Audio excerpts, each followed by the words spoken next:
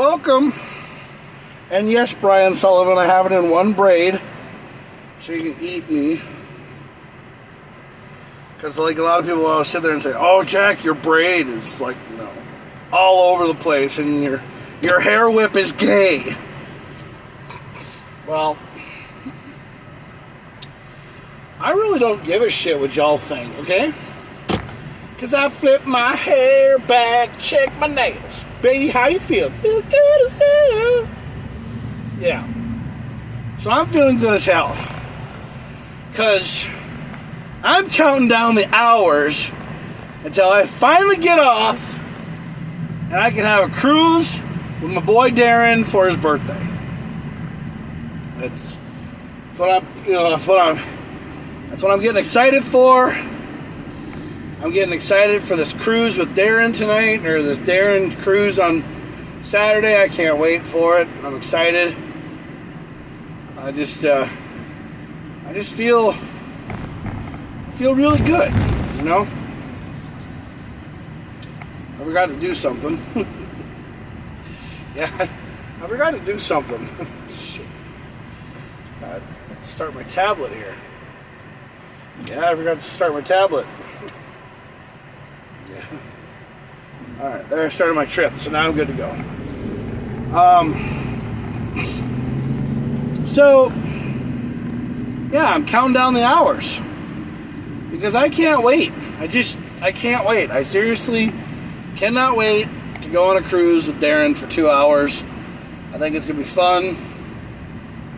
I just can't really wait to, hang out with him for his birthday, and I think it's going to be really fun. Thing that happened, my earwax thing broke today, so I'm a little pissed off about that. So I had to clean my ears out with the conventional Q-tips today, and so I was really pissed about that shit because, I bought this earwax machine, and I wanted to charge it up and make it work, but then all of a sudden, for some odd reason, it just stopped working. It didn't want to reset itself. It didn't want to do anything, so I chucked it across the fucking house today and got really upset and mad. Because, when Jack doesn't have anything go his way, he starts breaking things. And,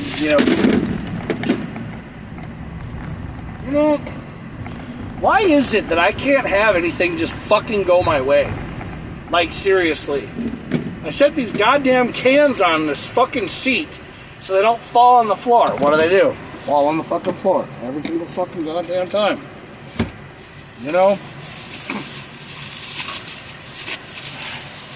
I just wish, for once in my life, like some goddamn thing could just fucking start to go my fucking way. Just once. I don't know what it is. I really don't fucking know what it is.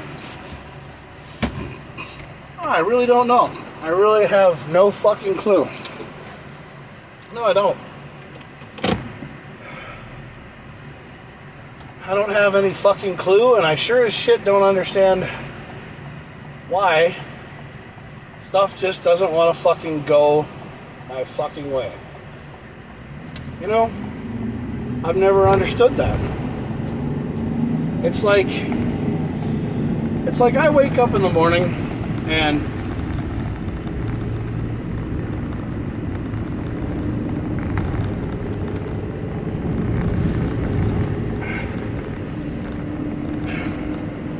shit hits the proverbial fan every day, and I get so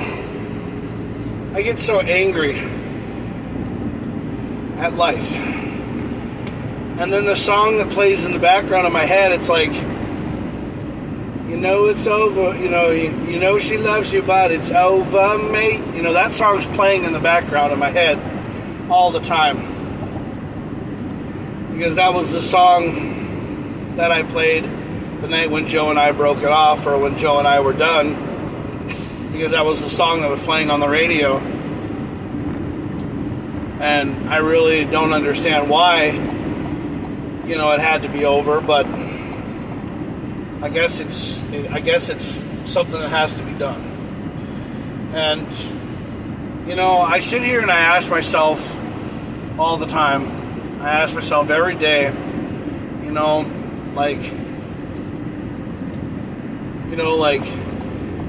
I sit there and I say to myself, Jack, you are a person that, is an entertainer. You try to entertain people, you try to make them happy, you try to make them feel good about themselves, and you try so hard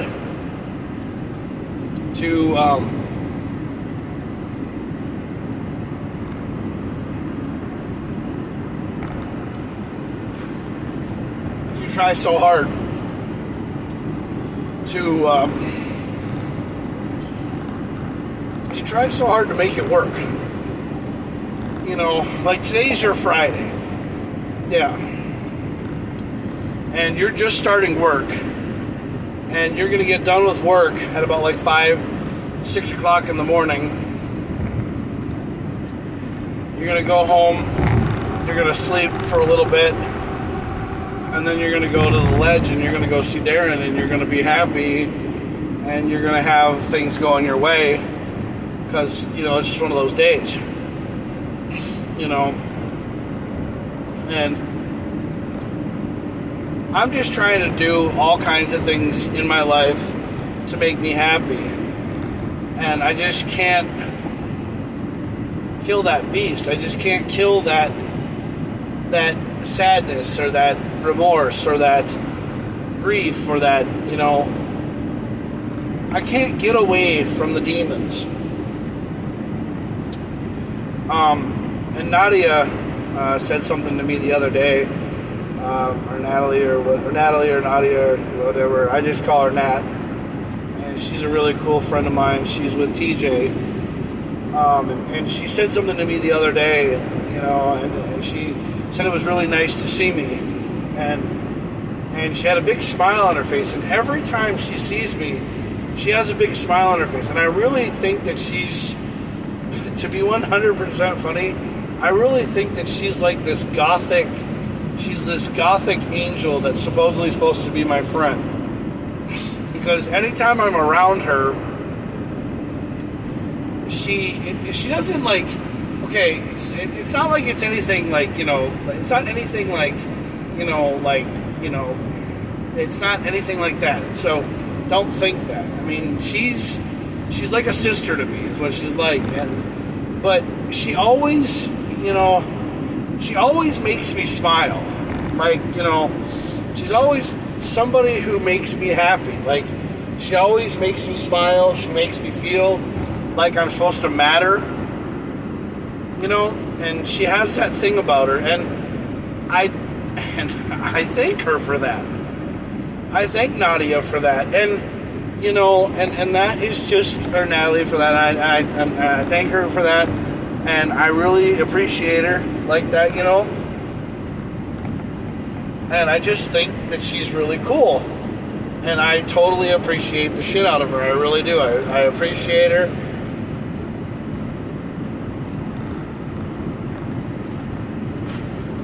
But she has kind of like that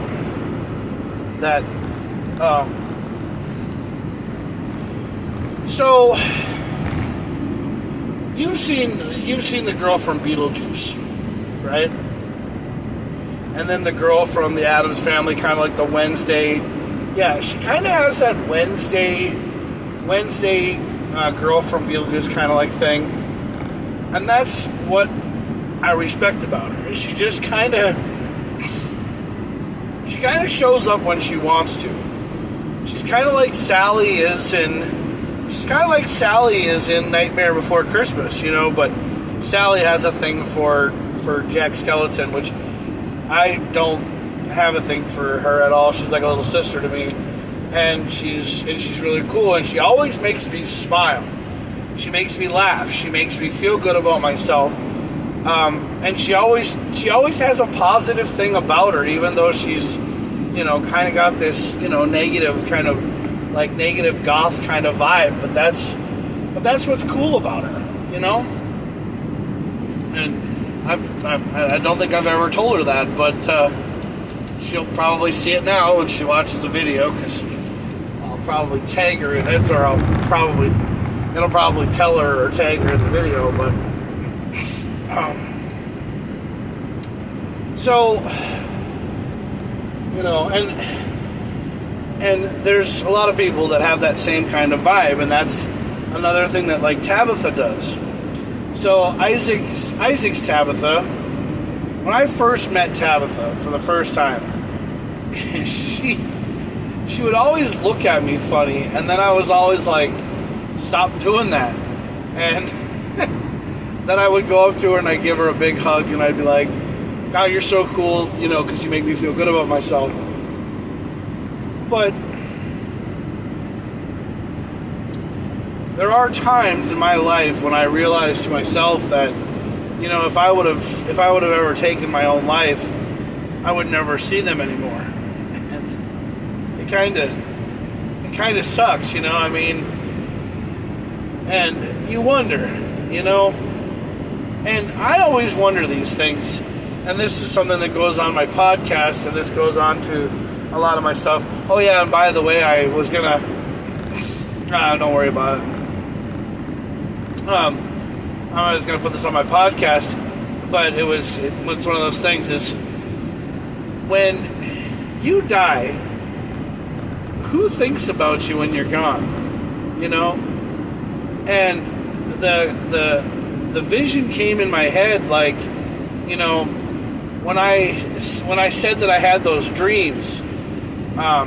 So, all right, let's go back to, let's rewind back to Sunday.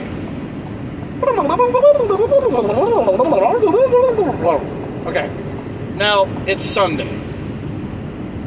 I had a dream on Sunday.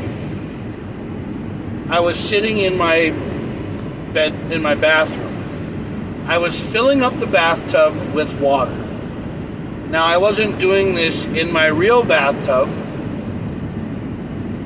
I was having a dream, and what was happening was I was dreaming that I was getting ready to submerge myself in my bathtub and drown myself. That's what I was thinking about doing last Sunday, or 2 Sundays ago, or a couple Sundays ago. I was thinking about doing that. But it was a dream. It wasn't a real thing. I wasn't really thinking about killing myself, because I always think about it, but I don't do it. And I'm not ever going to do it, because I've always thought really hard and deep about what would happen if I did. Like, who would miss me? Like, who would come to my funeral? Like, would anybody carry my casket? Or would they just, like, you know, bury, or would they just burn me and throw my ashes out in the lake?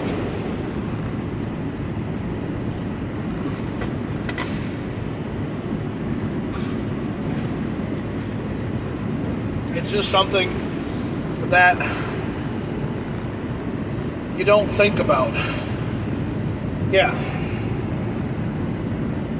It's just something that you don't think about. It's just, you don't really talk about it, you know? It's not really on your mind, you know? And, no. But, so last Sunday, or 2 Sundays ago, it was last Sunday, I had a dream that I was sitting in my bed, in my bathroom, and I was filling up the water in the bathtub, and I submerged my head underneath the water. And then what I did was I just let myself go. I fell asleep. Basically, I pretended just to fall asleep. I sucked in so much water, and I ended up, I supposedly ended up, you know,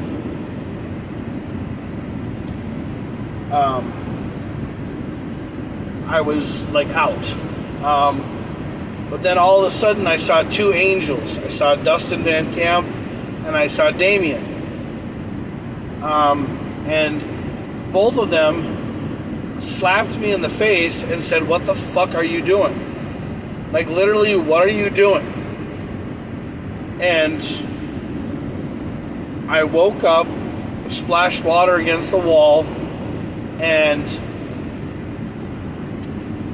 I looked around, and there was nobody there. This was last Sunday, but it was a dream. It wasn't real. It never happened. It never happened. It was a dream. I had a dream about this, and I said something about it in a dream, and people said to me that, you know, people thought that I almost tried to kill myself last weekend. Well, I actually dreamt it, so it wasn't legitimate. It wasn't true. It didn't happen. It never even came about doing. It was because it's not that I don't want to do it, it's just that I'm not ever going to do it anyway because I don't want to. I don't want to do it because it's not a cool idea. It's not something that is, you know, yeah, and Modest is tomorrow, by the way. So the Modest Car Show is tomorrow at the Convention Center in Minneapolis, if anybody cares. But no, I'm just saying. So I didn't go through with it. I didn't even drown myself yesterday, or last Sunday. But I always sit here and I always think about what friends of mine, if I am going through this kind of shit, what friends of mine would even know about it? Like what? Like who would know about it? Like who would know about it? Would anybody care? You know, and I sit there and I think to myself, you know,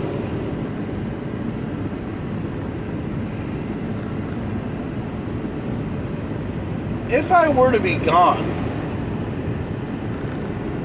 what would happen? And then one day I actually dreamed about it, and I was like, yeah, I actually died. I dreamed about it, and like nobody came to my funeral. My parents buried me.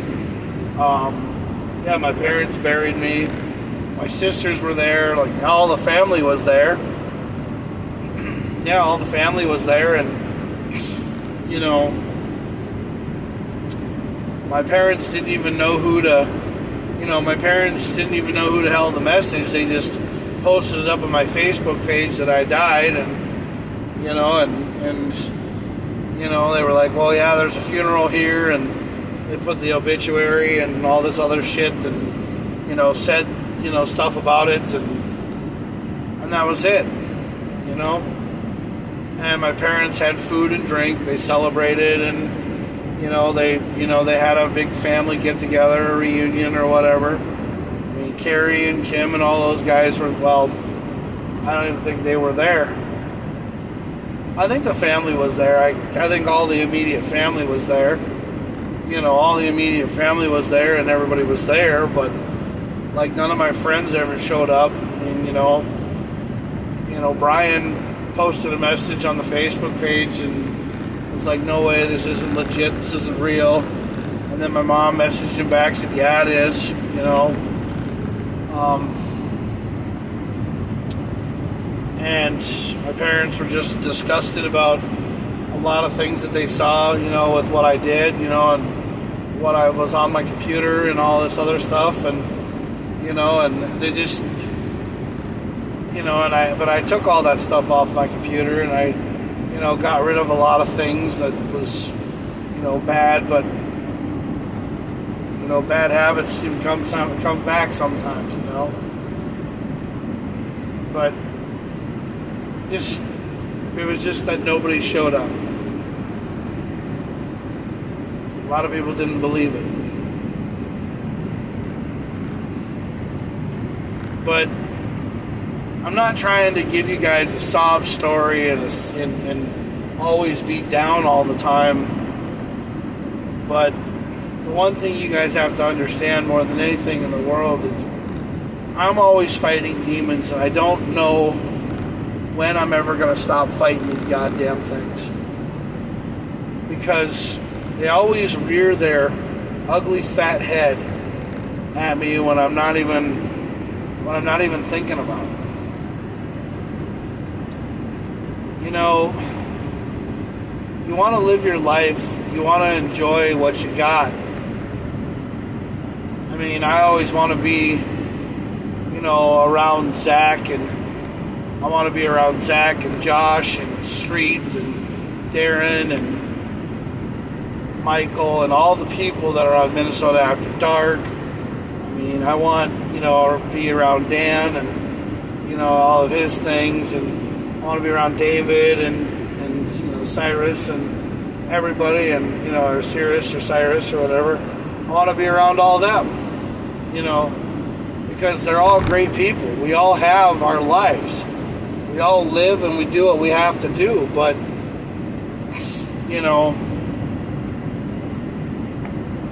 we just sometimes feel better when we're out of our shells, or out of our comfort zone. Me, when we're at a car club and everything, and we're at a car show and everything, I feel like I'm just the way that I'm supposed to be. I'm supposed to be happy. I'm supposed to be excited. I'm supposed to be cool. I'm supposed to be calm and collected. But I just don't really know what exactly is supposed to happen. There are things that are supposed to go on,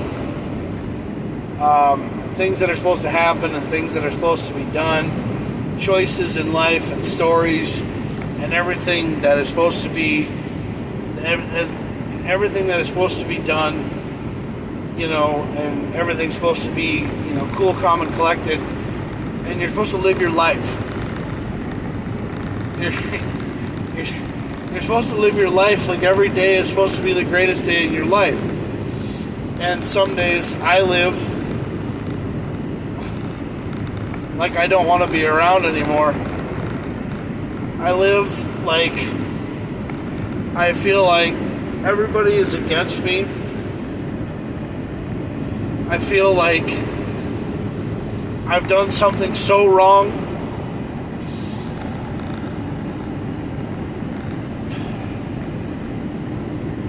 And I just feel like everybody hates me. And when I feel that way, I basically feel like Eeyore. I basically feel like the whole entire world is just coming down on me, and I can't hold it up anymore. I can't be like Atlas and hold it up anymore. I'm completely and utterly effed. And I'm better off just dropping the ball and being done.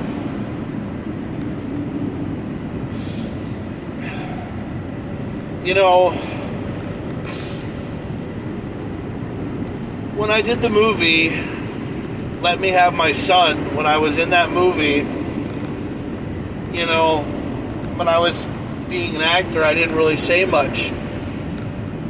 I really didn't talk much, and one of the reasons why, I don't know if they didn't want me to talk or if they didn't want me to say anything. They just wanted me to be a big guy who didn't really say much.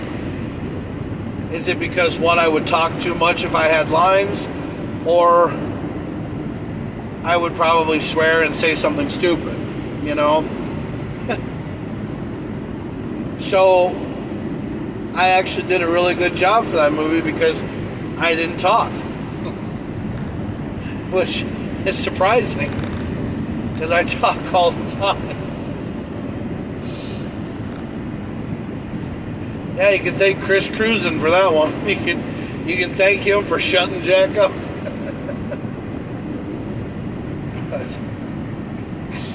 But see,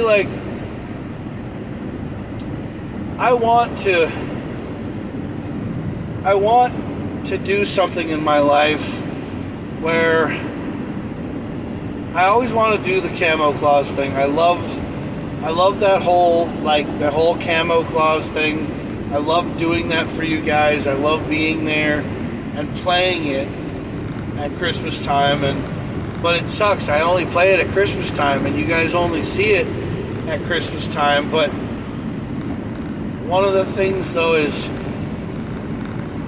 I like being, I like being myself. I like being Jaximus Claus, and and like I've said before, and I'll say it again, once I get this divorce happening and my name gets changed in the state of Minnesota, maybe things are going to be different for me. Maybe that's where the new beginning is going to happen. Maybe that's why it's so hard for me to get there, is because, one, I'm so close to it. It's just that I don't have it. And, maybe that's God's way of saying, hey, Jack, you're almost there. You just have to get it done.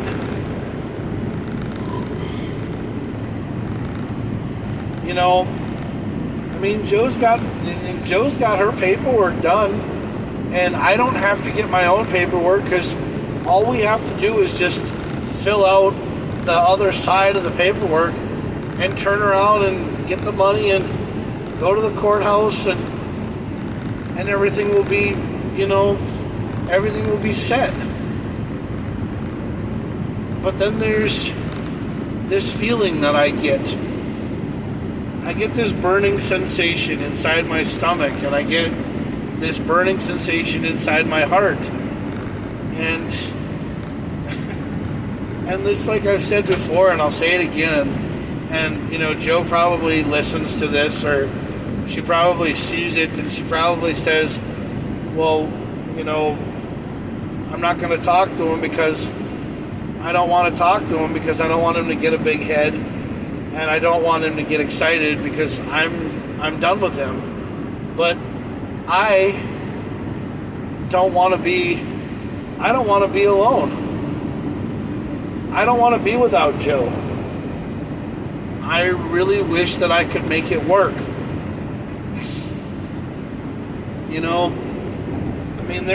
There were times in our relationship that we were happy with each other. At least I know we were. We laughed, we had a good time. We, went out on dates with each other. We did stuff. We never really actually had a proper honeymoon. No, we never did. We never actually had a proper honeymoon. We never went anywhere. And if I could do anything in my power to make us have a proper honeymoon, I would have. I would have loved to have gone to England to see her family after we got married, and had a big party and hung out with them, and and done stuff. And the funny thing is that I've told Joe this a lots of times, but I told Joe this after we got divorced. I told her that, after we talked about divorce, I told her that the idea that I had was for us to save up money and then go back to England and end up living in England, because the thing is I didn't really see anything, being here. I didn't really have anything in Minnesota. I never really did. The only thing I have in Minnesota is my mom and dad. And,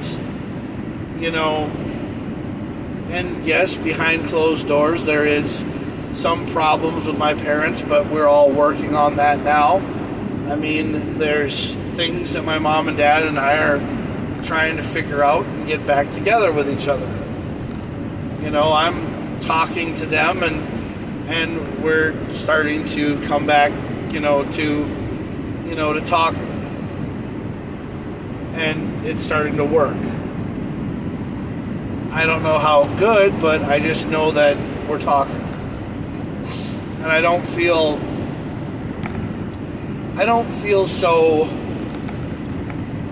alone with my parents like, I used to feel. Like, I felt like my parents were just basically, I felt like they were down on me, or, we weren't doing very well, and now I feel like we're fine. I don't know why that is, but I'm trying to figure it out. But, I'm just going to let that one marinate in the back because, I love my parents. Because my parents and I, we are two different people, and, I work a little differently than they do, but the thing is that I have my moments and they have their moments. But I love my mom and dad. I'm never gonna stop loving my parents, okay? I mean, they work in mysterious ways, but they're also, great people. So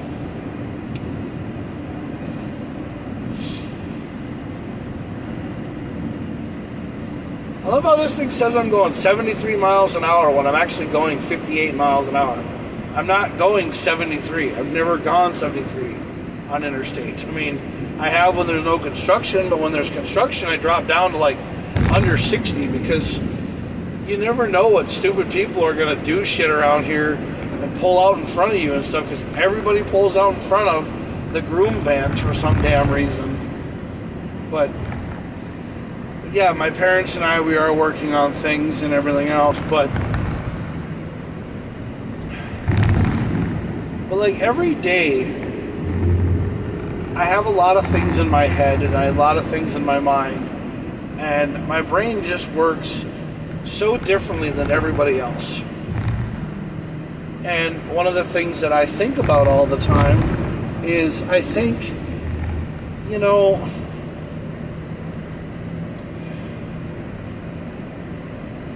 one of the things that I think about all the time is, what is my purpose here? What is my purpose?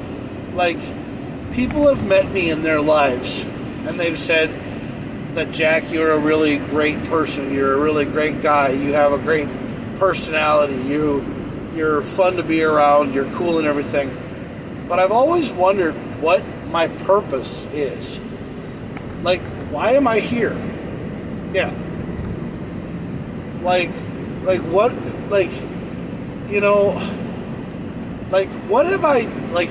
what am I supposed to do for people?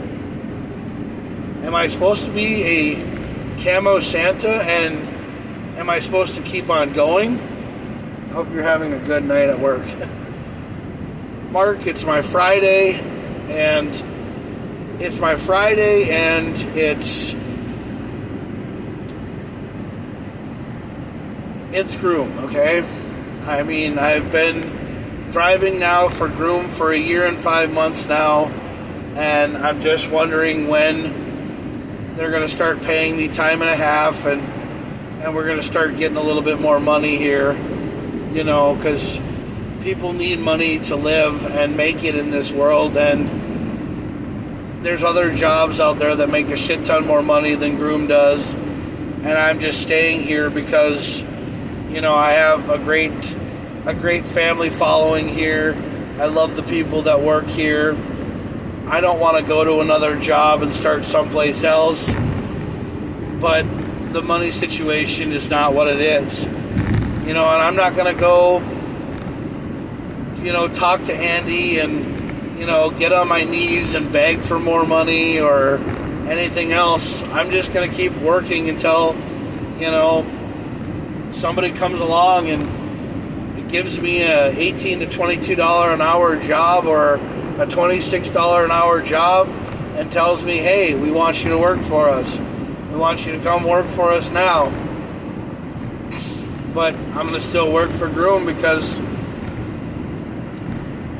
I know someday that this company will pull its head out of its ass and it'll start paying people money, especially its good employees, the ones that want to stay here, the ones that are willing to live, breathe, and die Groom, which there's not too many people who do that. But the thing is that I'm taking away a lot of things in my life. I'm getting rid of cable. I don't want Netflix. I don't want Hulu. I don't want to watch TV anymore, because every time you turn on the TV, there's always something that triggers my depression.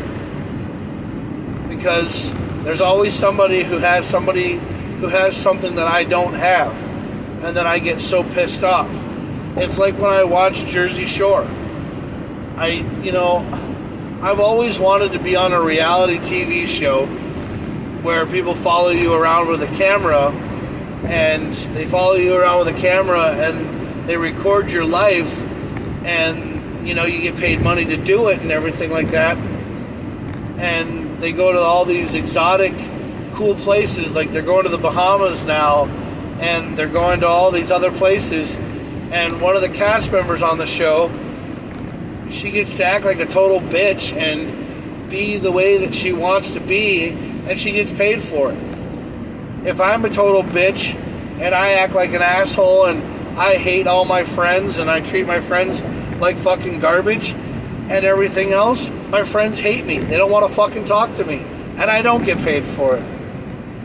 Family means something at our little groom office. Well, yeah, but you're not there anymore.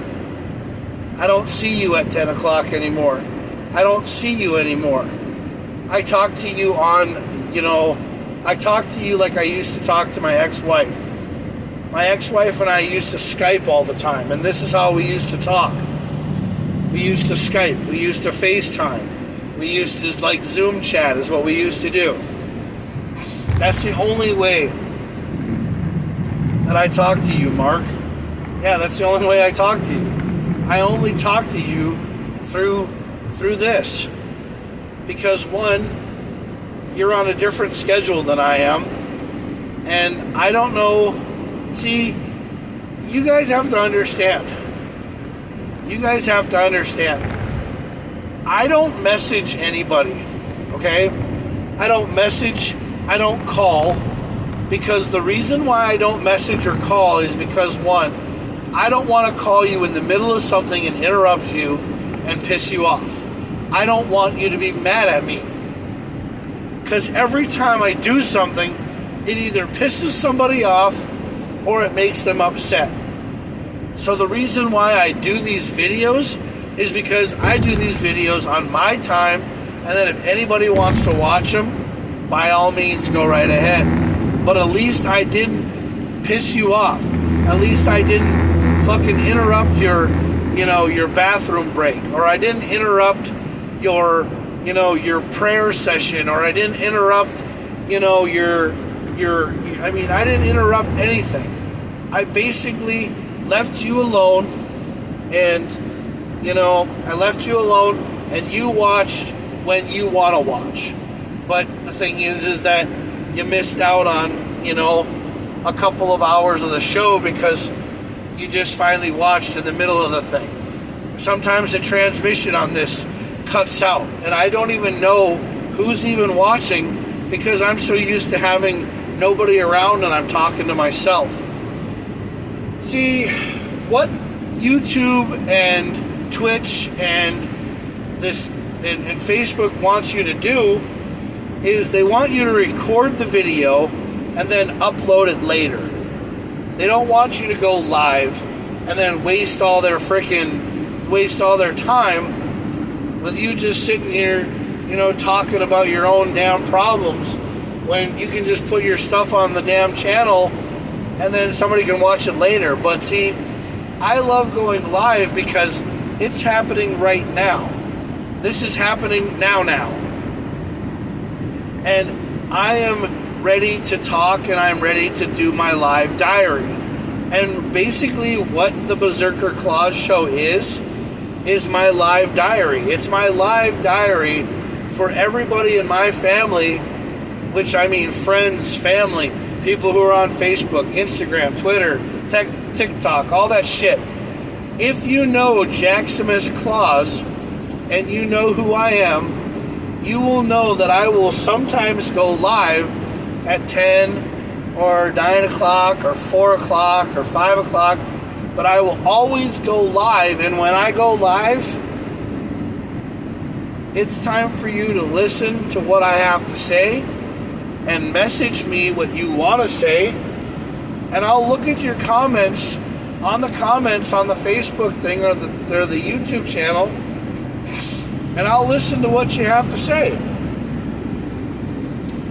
It's like the Jack Craning News at 11, but you never know what time I'm going to come on, because the thing is that I come on when I'm goddamn good and ready to.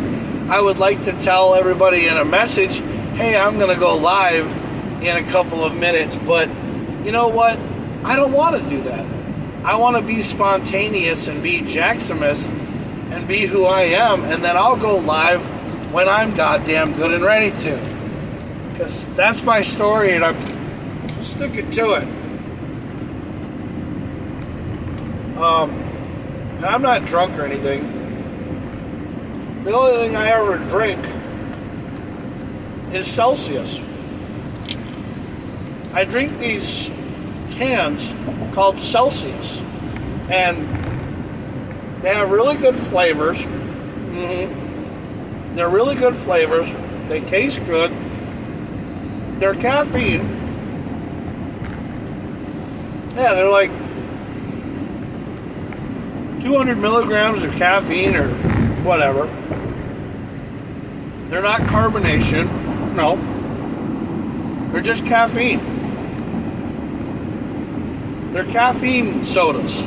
Yeah, they're caffeine drinks or something. Yeah.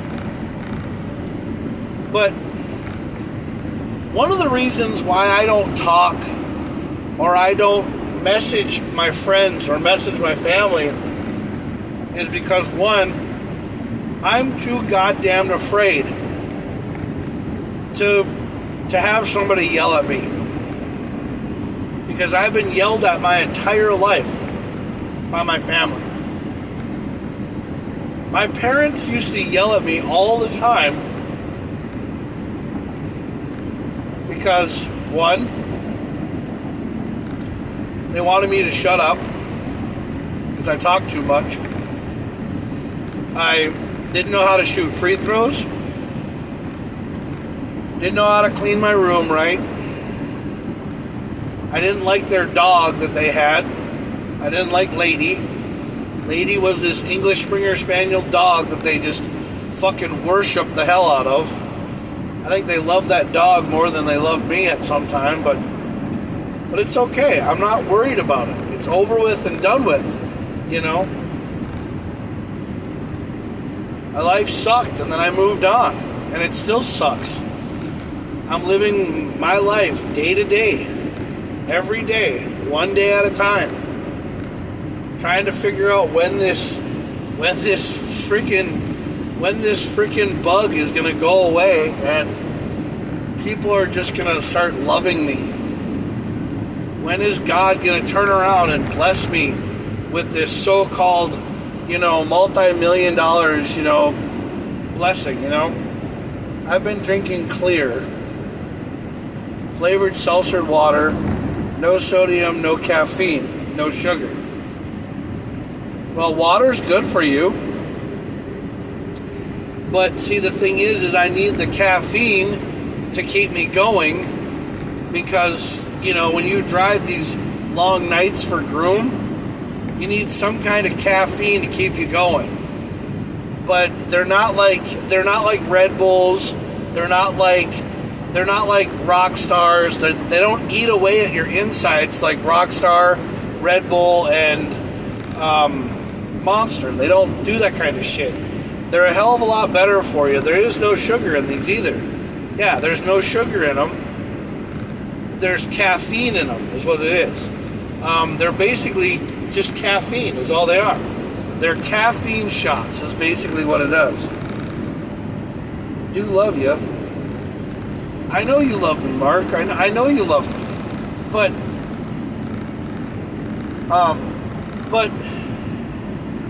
so basically what I'm saying is I do all this stuff, and I do it because I'm doing it because I think if I just do it and just go on with it, it's me. But if somebody wants to watch, they can watch. If they don't want to watch, they'll change the station. They'll go do something else. But I'm wondering when the clouds are going to open up. When is God going to drop this, this so-called, severance package that I'm supposed to get that's supposed to change my life? Because I've seen it. Yeah. I've seen it in dreams. I've seen it in visions. I've seen it that I have been a guy who basically is everybody's friend. He's, built like a brick shit house. He's jacked. He's muscular. He's great looking. He's happy. He has money. And he helps people get through problems. Basically, he's immortal. And he has an unlimited supply of funds. Like, his money never runs out. He basically just goes, and like somebody comes up to him and says, hey, I need clothes, or I need this, or I need that. And Jack just does it on the YouTube channel. He does it on a thing called Camo Claus Cares. And all I do is do these videos on YouTube, and people are like, this guy's from... So I go and buy like pizzas for the homeless. I go and do that. I go and give people money. I go, this person lost their entire house because it blew up. So I went to their house and I paid for all the damages. I'm not saying that I'm God, but I'm kind of like him, and I kind of do stuff to help people out. Well, my name is Jackson S. Claus, and it's called Claus Cares. And what I do is, I do these shows on YouTube or on, on YouTube or Instagram or whatever, and it's basically going live. Yeah, it's basically going live, and basically I see this person and they're just fucking down. They're just like, they're not happy. They're in a bad mood, and then I'm like, well, what can I do to help you? And they're like, well, we need $3,000. And then I give them $3,000. And then the kid wants to go to a basketball game so bad. And then I take him to a basketball game, or I take him to a hockey game or something. And I do this, and it's on my YouTube channel. It's called Claus Cares. And I start doing this, and then people see that I do this, and then I make money from YouTube, but it goes back into my stuff. But I don't care to make money from being nice. I just keep doing what I gotta do. And then this one guy, because I had a dream about this stuff, and this one guy's like, yeah, man. And he's like, hey, you're that Claus Cares guy. He's like, yeah, man, you're kind of like Jesus, but not. And I'm like, well, yeah, because I don't want to be considered Jesus. I'm not the man upstairs. I'm not Santa Claus. I'm his cousin. I'm the guy in second place. But that's what I want to be. I want to be a guy who still cares and gives so much love and affection to people. But he's not, he's not the savior. He's not the real thing. He's just a guy who works so hard to turn around to make somebody's life better than his. Yeah.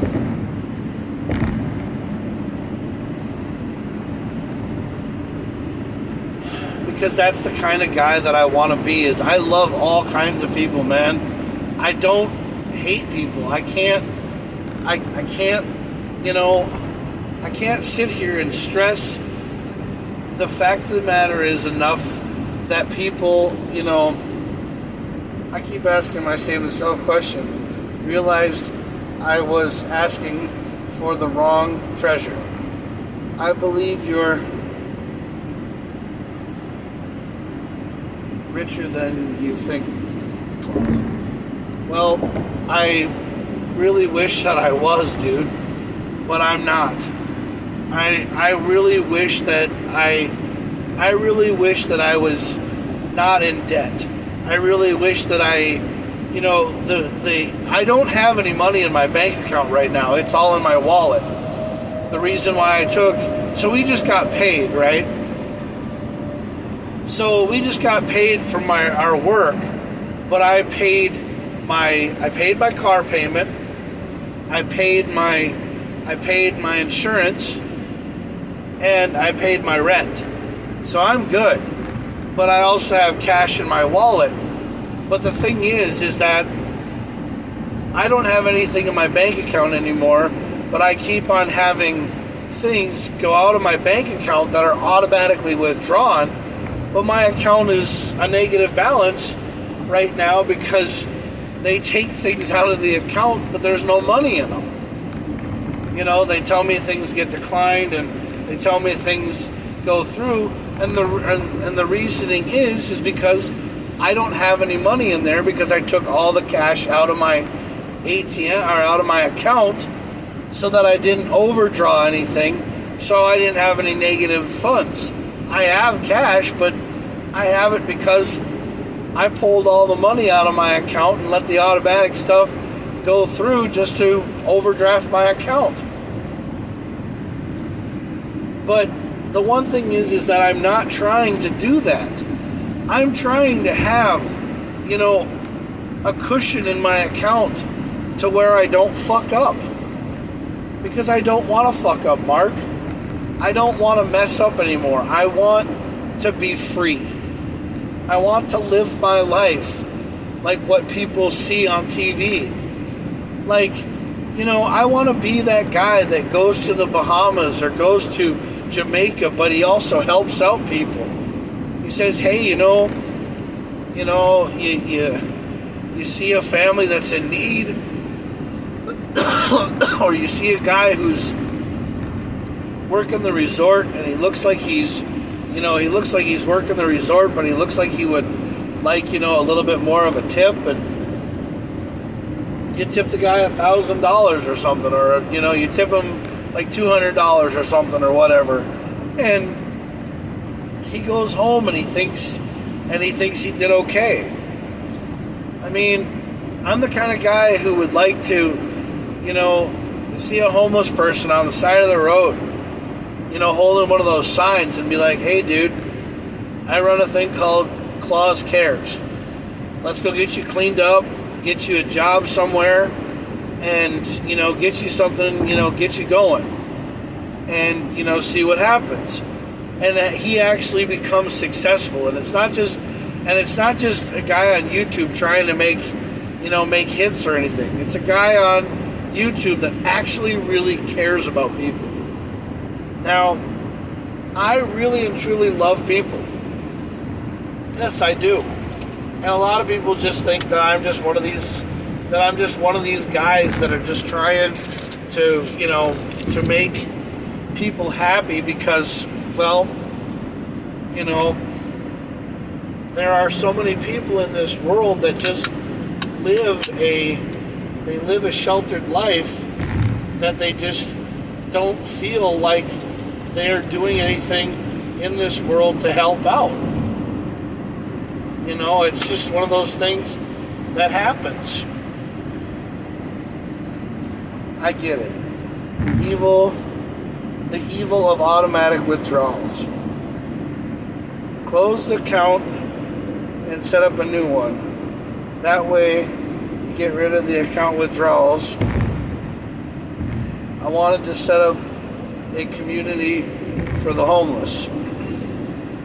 I want to set up a community for the homeless. Well, yeah. I mean, and the thing is that they can do that. They can do that. But you want to know something? They're not going to. The government won't fund that. The government won't fund something like that. See, now that's what they should be. That's what they should be doing.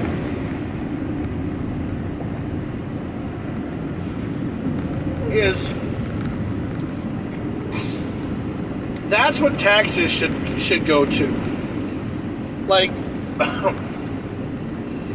instead of rounding every penny up and putting it towards building new roads and building new stuff like that, what they should do is they should build up a community for people who are homeless shelters, like a veteran shelter, or or something like that. And our tax dollars go to building stuff like that. And all this money that we give to foreign aid or foreign health from other countries, what we should do is turn around and help out our homeless people here in America first before we worry about somebody in another country. We can't just keep on, going on and keep on giving our stuff to somebody else in another country. We have to worry about America first. And other countries should understand that. Other countries should understand that first. They shouldn't slander us and think that we're such bad people. I mean, we have helped them out. Yes, we've helped out Ukraine. We helped out, all these other places. So you know what? Now we should worry about the United States of America first, and then whatever money we have left over after we take care of our own people, then we should worry about another country. And I've been saying that for years. But then when I say shit like that, people sit there and they go, well, you're an asshole. And I'm like, why am I an asshole? They're like, well, that's how your DT thinks, your Donald Trump thinks that. But the thing is that it's because you didn't come up with it yourself. You didn't think of it yourself, so you're going to take it out on the person who's doing it right now.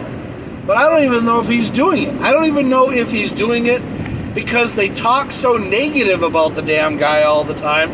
They never talk positive about him. They never talk positive about him. They never say anything good about him. They always say things so bad because everybody has got this negative, dildo shoved up their fucking ass that they have to have up their butt all the time to be negative all the time. And I don't fucking like that.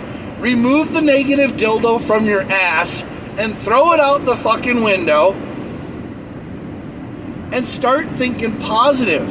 Because if people would start thinking positive and start thinking like, hey, everybody in this world is all created equal, some work harder than others, and start taking care of themselves, staying in their lane, and understanding what kind of a world we live in,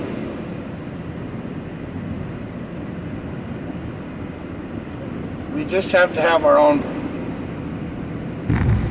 priorities. Well, that too, yes. We have to have our own priorities too, but the thing is that negative dildo, yeah. I'm sorry, I go hard. But if people would just take this negative dildo out of their ass and throw it in the back burner, burn it up, and put this positive star in their hearts, and maybe, and just maybe, for once in our lives, we can all start to, be one. That's what Lennon wanted us to do. John Lennon wanted us to live together as one, meaning the human race. Yeah, the human race. That's what he wanted us to do, was live as the human race, not always, hate on each other. I don't hate people, dude. I love people. I tell everybody on my bus every day that I'm glad that you're a part of my bus and I love that you're here. Now, some people probably take that the wrong way. But the world we live in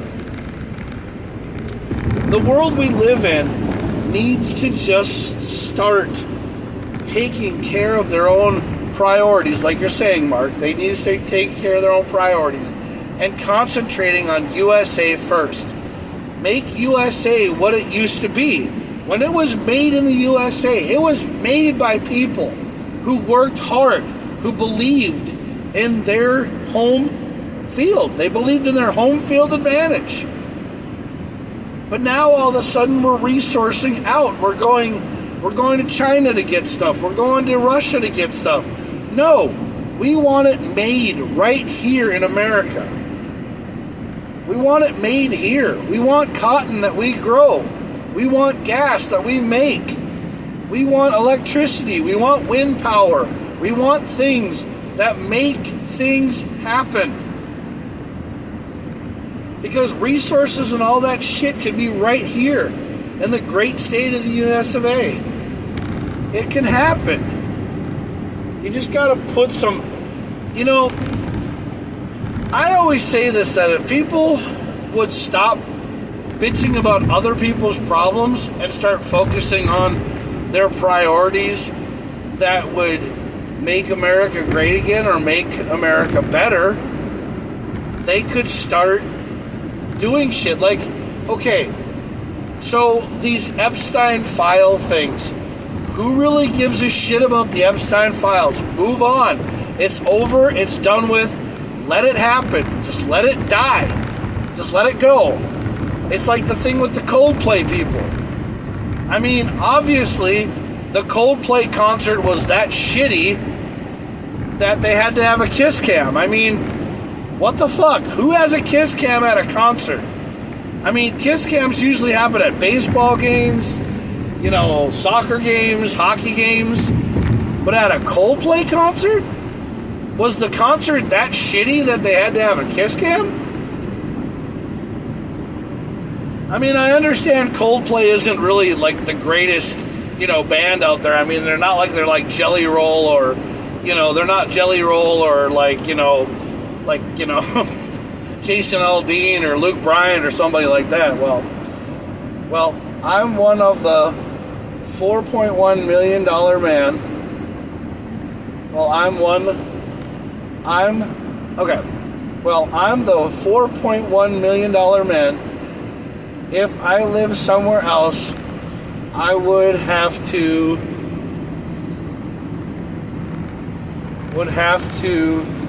care I'm getting to help me recover. Well, yeah, I want you to recover, man. I want you to feel better. I mean, I know that you're going through a lot of shit right now, especially with what's going on with you, because, well, you're obviously on the road to recovery because you need to recover because somebody needs you back at work. I mean, Cody's the only other friend I have at work. I mean, everybody seems to be nice and everything at work, but we all have our own little cliques.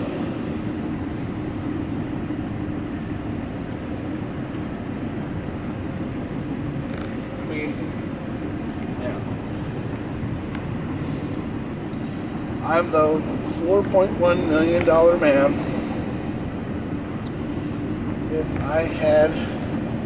If I lived somewhere else, I wouldn't have the care I'm getting to. Okay, I read that wrong. Sorry, Mark. Well, we'll take about a year. So it'll take about a year. Okay. And then you'll probably be back at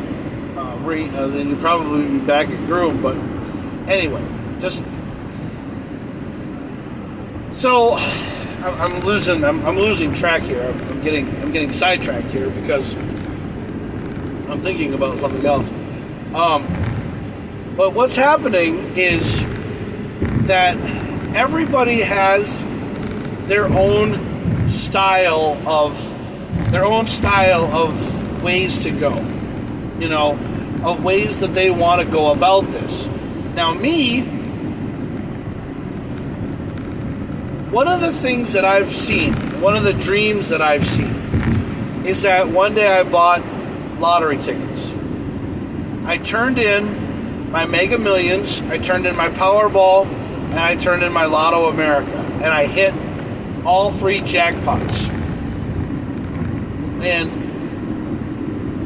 And when I turned them in, when I turned in the tickets, after everything was all said and done, I had about, I think it was 900 million it was 900 million. But right now, that is not the situation. Because Mega Millions is only at like 3 something. Powerball's at 148. And Lotto America's at 3 something, at 3.3 million or something like that. So if I was to win all 3 of them, and after they took out the stuff, I would probably only have about I'd probably have about 200 million, and that would be about it. Now, $200 million, to be 100% honest with you, would be a pretty decent amount of change. It would be a pretty decent chunk of change. You could live off of that for a pretty long time. Yes, you could. You could live off of that for a pretty long time. That would be the lump sum, and you could pretty much help a lot of people out. And that would be nice. But in my dream that I had when I did this, so I had a dream a long time ago. I had a dream that something happened to me which really sucked. Back before my wife and I ever thought about splitting, it was about us together. And what happened was, so Ruby, my daughter, my stepdaughter, she was getting ready to graduate. This was a dream now, okay? So you're searching for your style. The jackpots may simply be telling you that there's doors you may have to walk through in order to do what you want. Yes, that's exactly right, Mark. Yes. So I'm going to tell you how this came about, how this thing came about. Back in the day, before my wife and I ever separated, it was back a while. We were married for about 5 years. I had a dream one night. I had a dream that happened one night. So my daughter, my stepdaughter, Ruby, she was going to be graduating. So this was when she was so she was going to be graduating. So this was after Louis graduated, and he was with Brenda for a while. They were together. And then my daughter, she was getting ready to graduate high school. She was getting ready to graduate. Now, so you could tell that this was when she was 18. But I had this dream. This is a dream, people. It's a dream sequence. So my daughter, Ruby, was going to graduate. She was going to the rehearsal. She was going to the rehearsal practice, graduation rehearsal. And she was at school. My mom, my dad, and Joe were all sitting at home, and they were getting ready to go to graduation, which was on Saturday. Yes, it was going to be Saturday. The rehearsal for graduation rehearsal was on Friday night. And so Friday night, the kids were going to have graduation rehearsal, and they were going to have that. And then they were going to have a thing called a lockout, which is a senior lockout where they lock the school and the kids stay there at night. They have one senior day. They have they had senior skip day, and then they had, so the seniors didn't have to go to school. Then they had their rehearsal, they had their graduation rehearsal, and then they had a lockout. So they had this going on. Ruby was there, and then Joe, my mom and dad, and everybody was at home. This is back when I lived with my parents. So this is what would happen if I lived with my parents all the way up to Ruby graduating. Yes.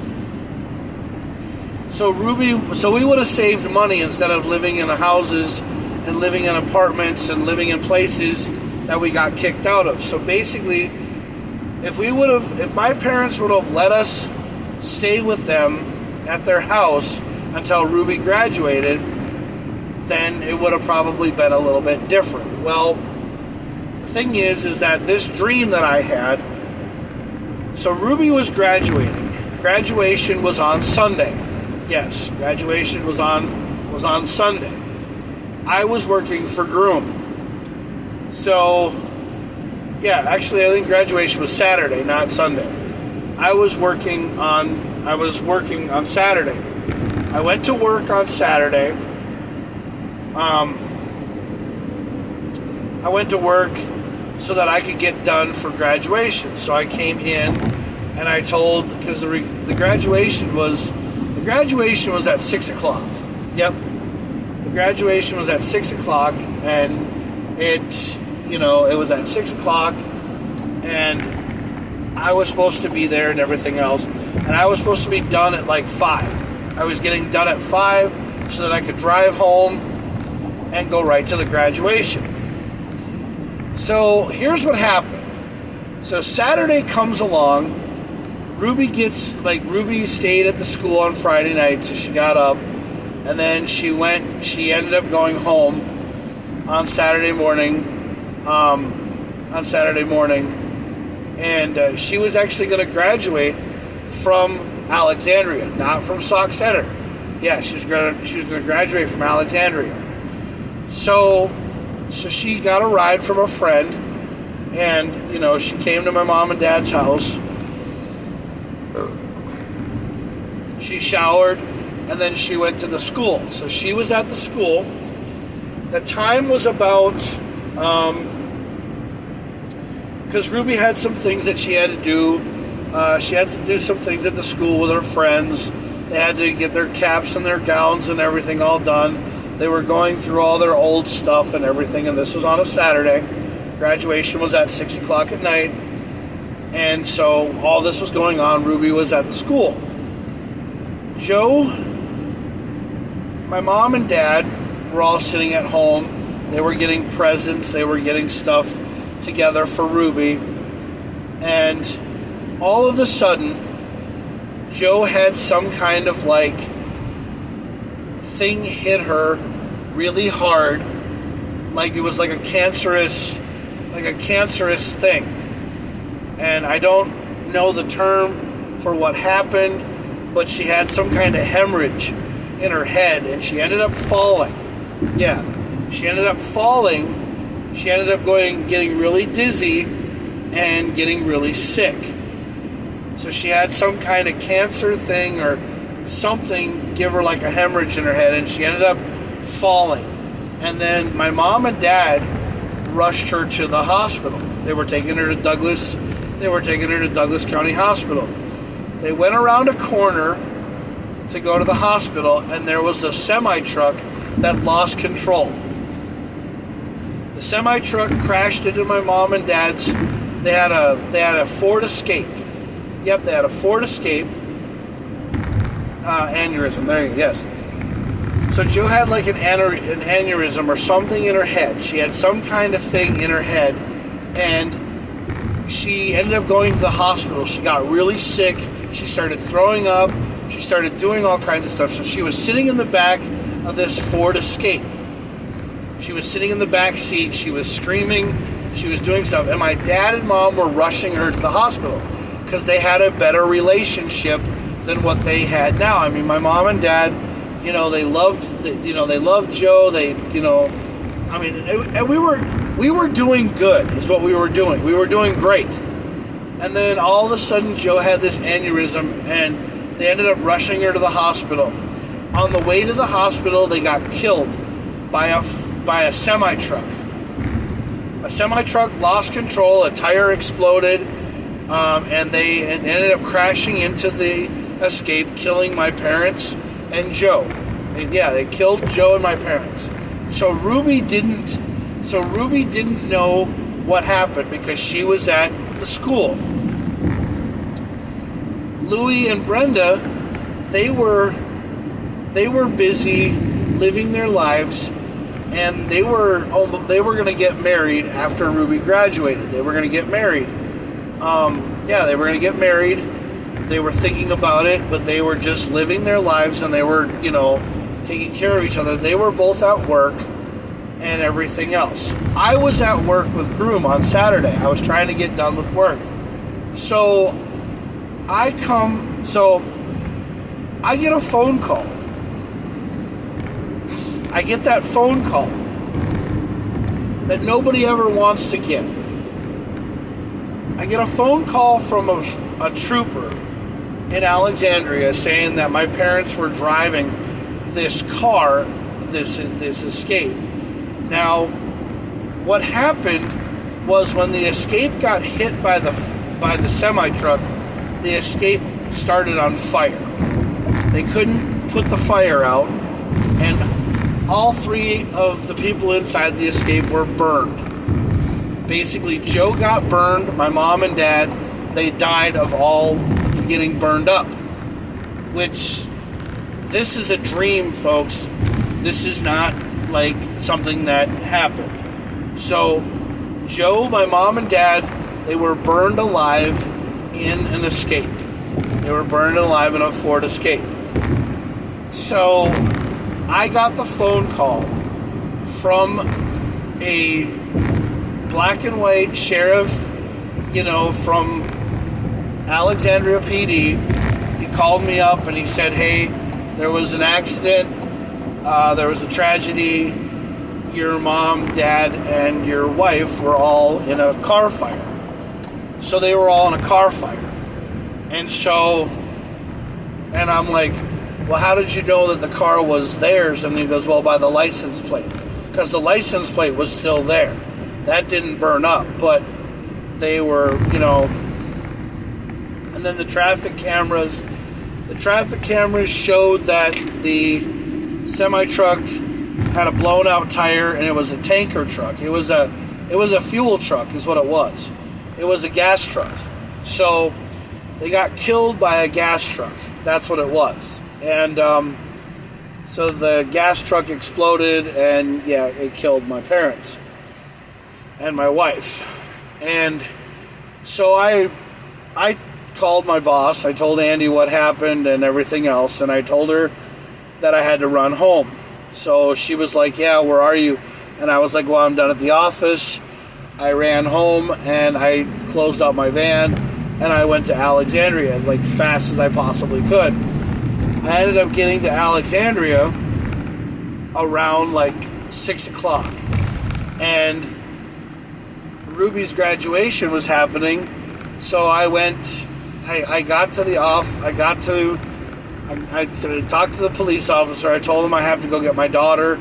She's going for graduation right now at Alexandria High School, and she's graduating, and they're like, okay, we're going to go get her. So they ended up going and getting her.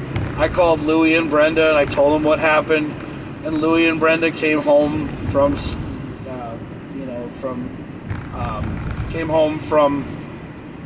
St. Paul, because they were living in St. Paul.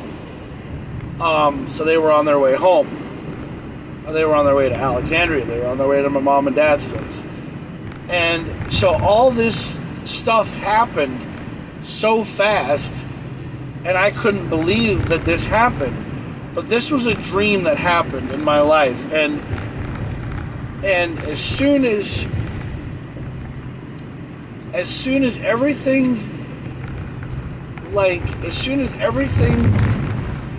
happened to me, where I lost Joe and my parents, we had the funeral and everything else, I went out and bought the lotteries. Now, the lotteries were about, I think it was like 800 million was Mega Millions.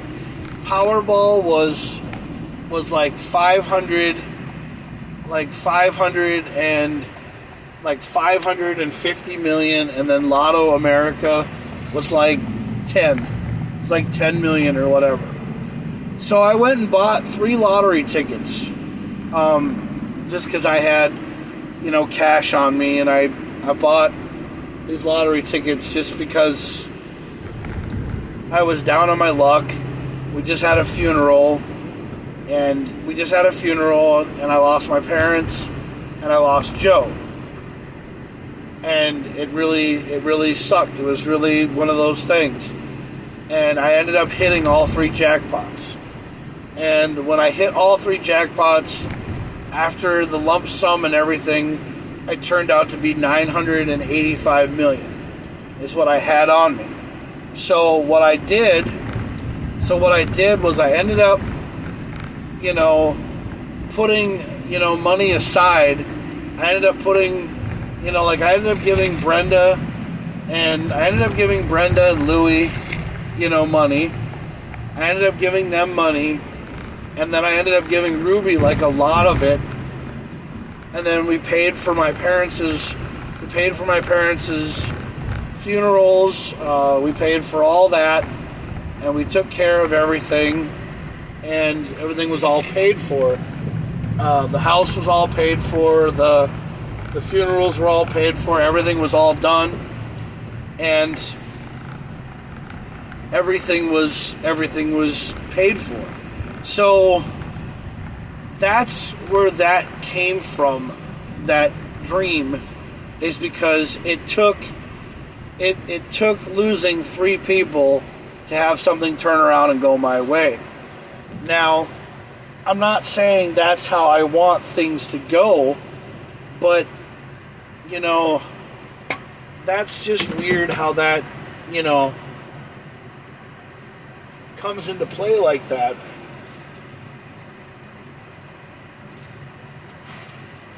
And people will think, well, Jack, if you saw that,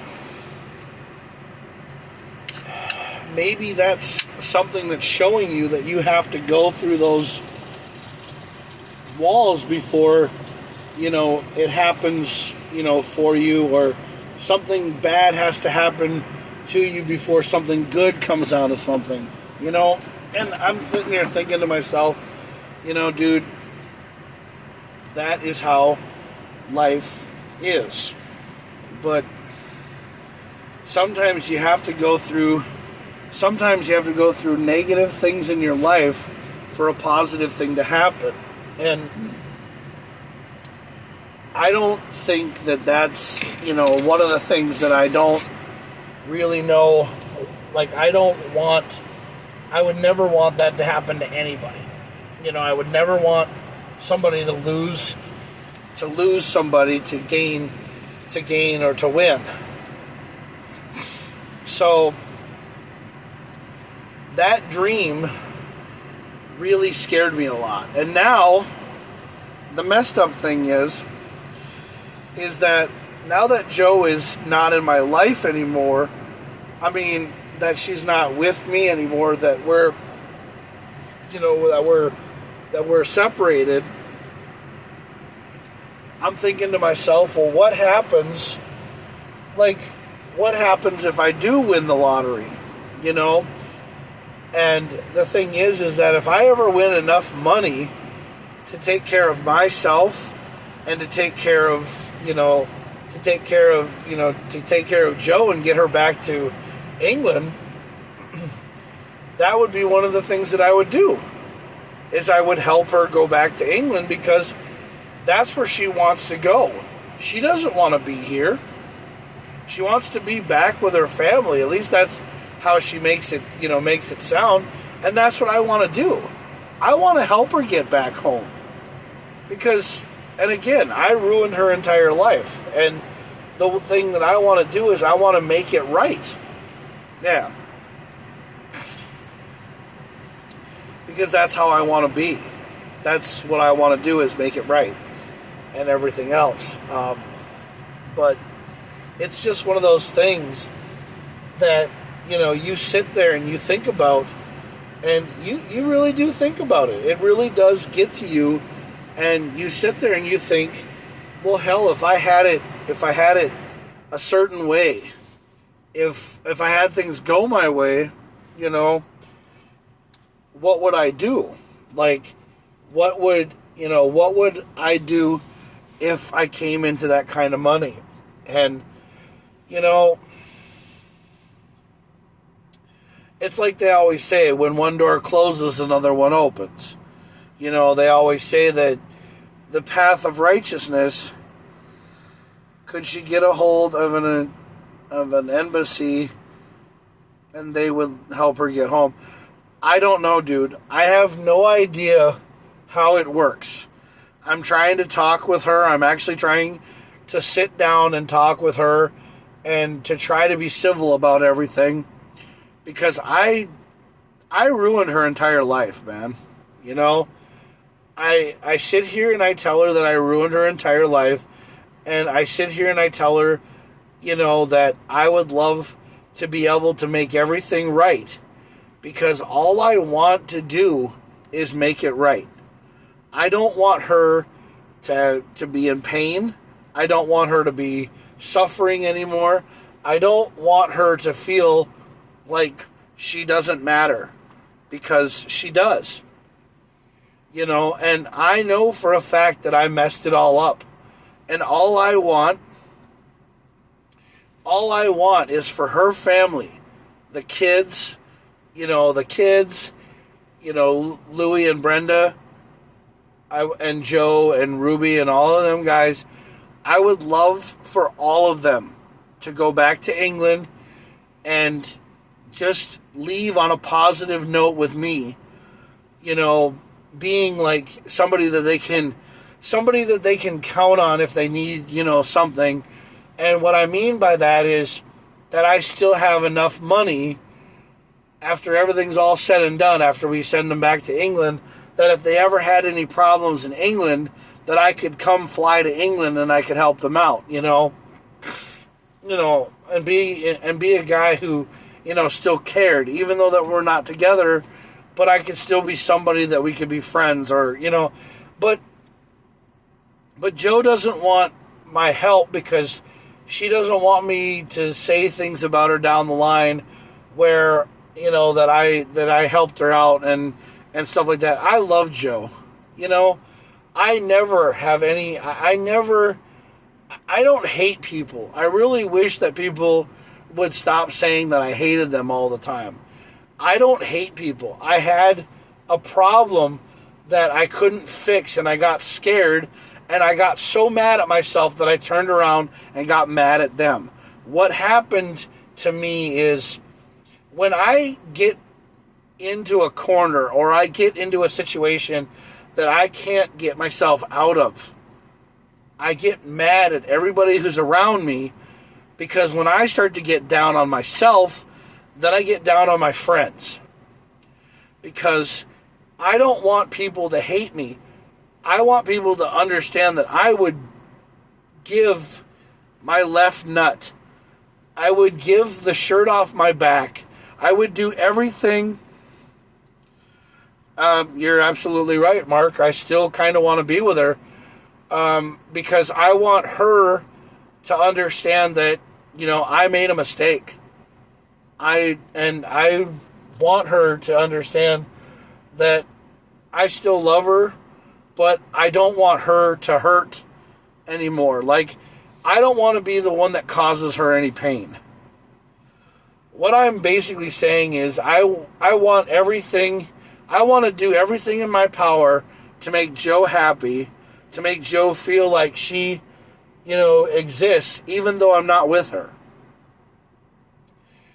I want her to understand that I want to rip my heart out of my chest, give it to her, and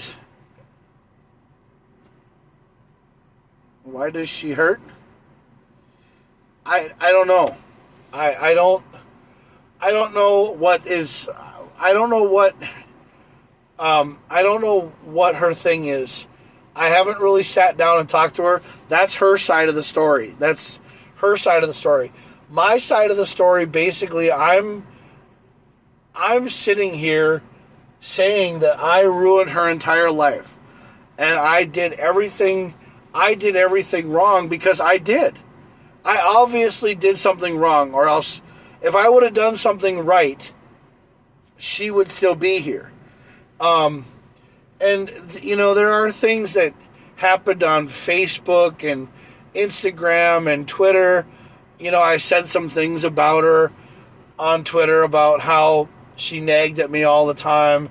And yes, I talked bad about her on websites, and you guys don't know about that.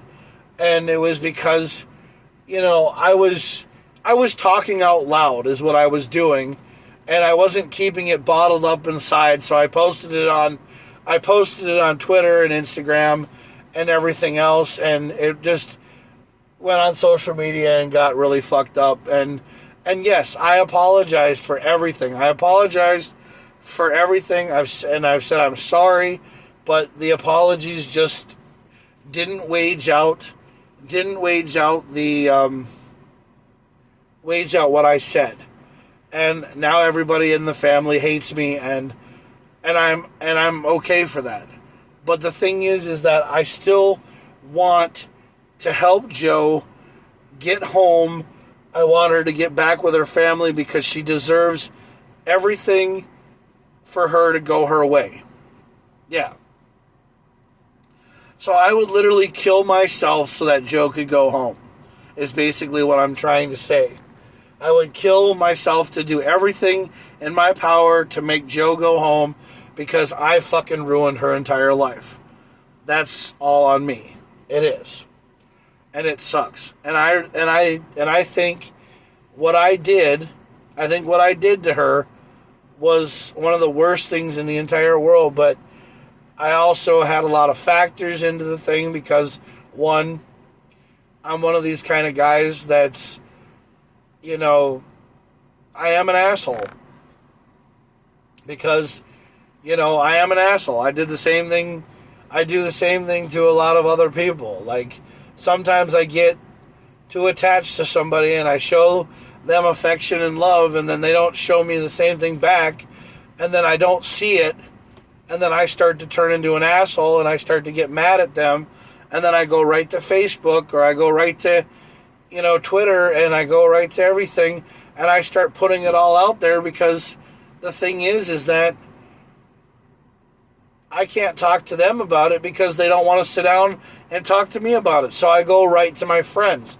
I go right to the source. I go right to Facebook and Instagram because the thing is that is how the only way you talk to people.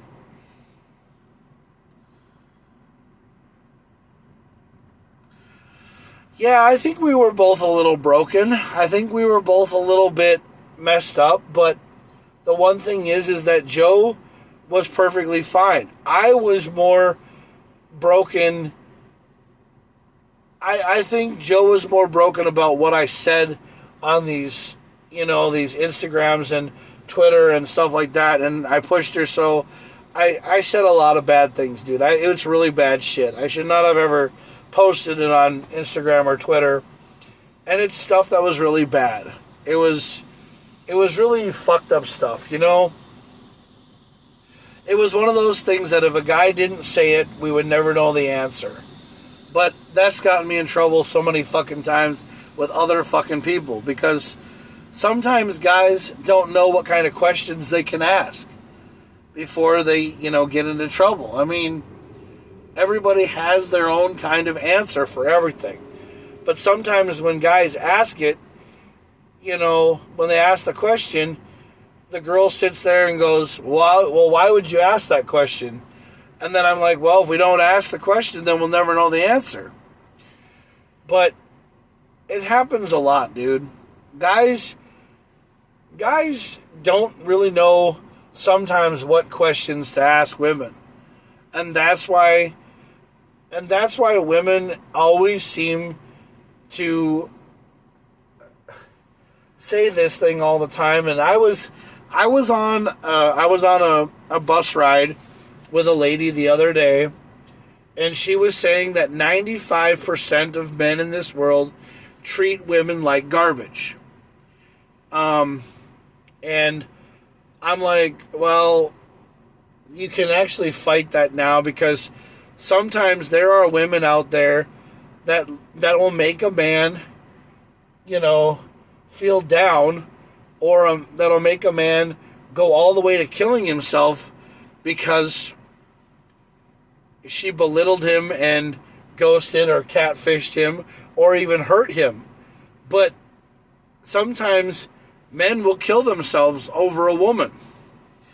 If a guy's been dating a girl for a couple of months or a couple of weeks or anything like that, and he goes out and shows affection and shows that he loves her and cares about her, he'll be loyal to her for the rest of her life, But she'll go out and she'll do something, she'll go out and, just be like, well, why are you acting this way? Or why are you saying these things? And a guy will do just about anything, I think it goes both ways. Women often don't understand men either. Well, yeah, there you go. I mean, that's what it is.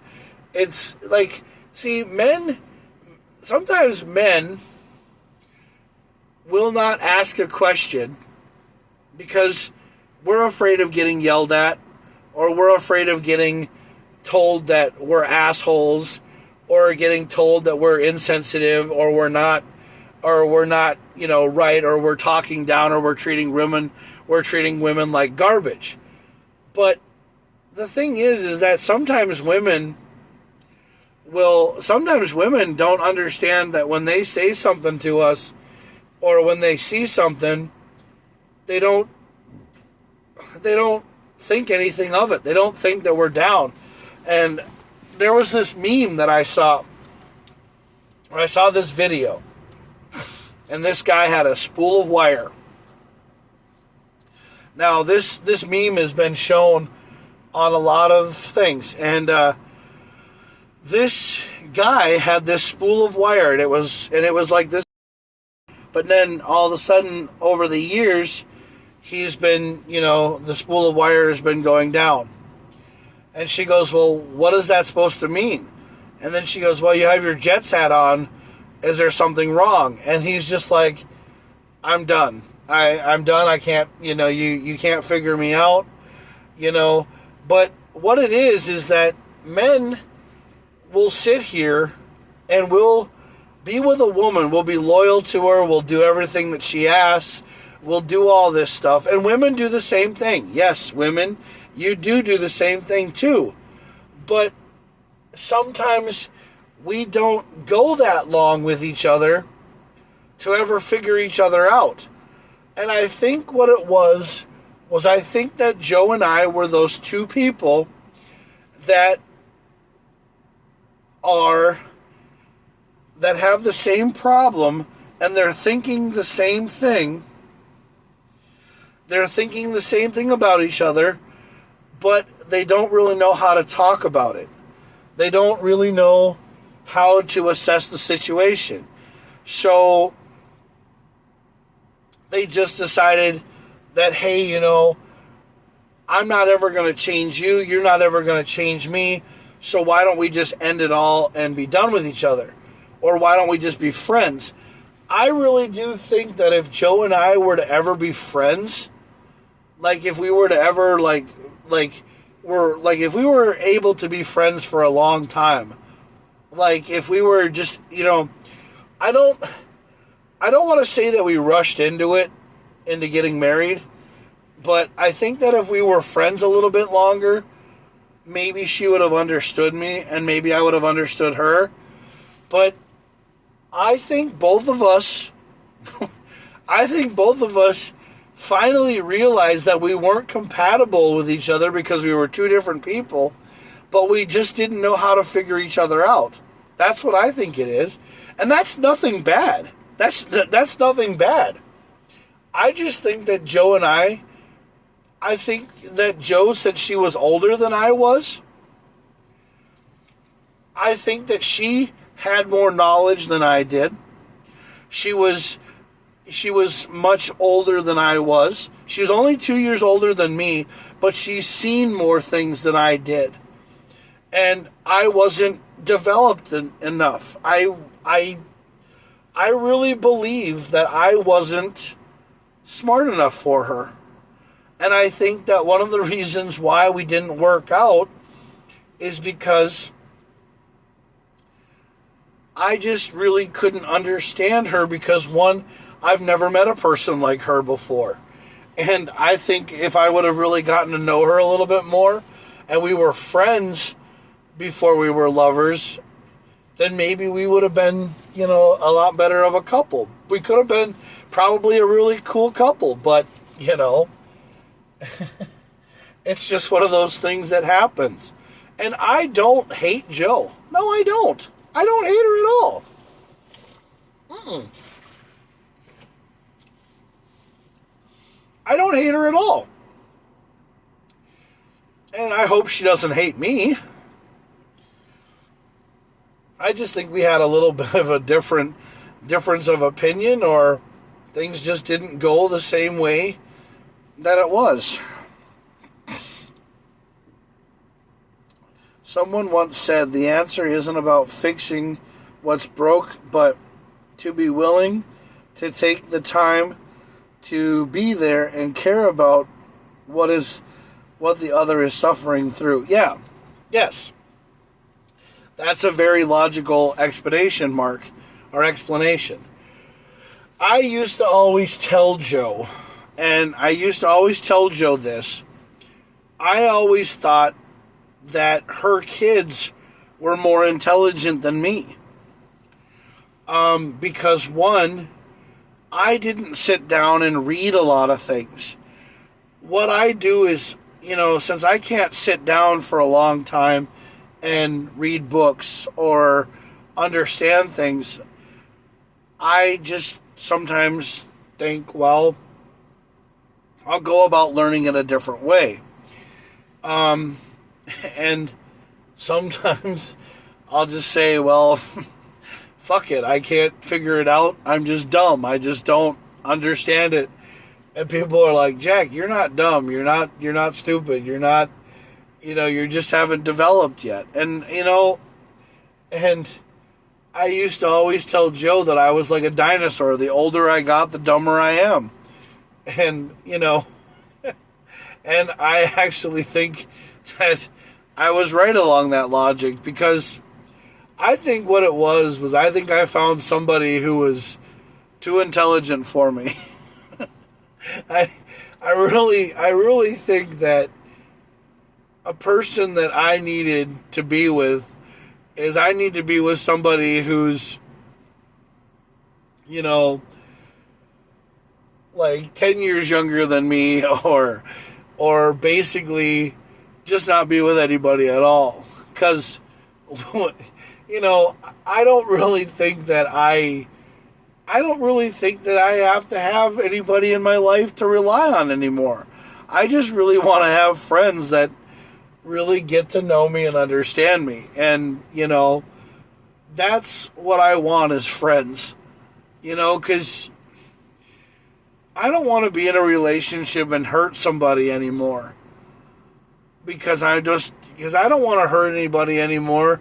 Because I don't want to be, I don't want to say dumb things to hurt people. That's what I don't want to say.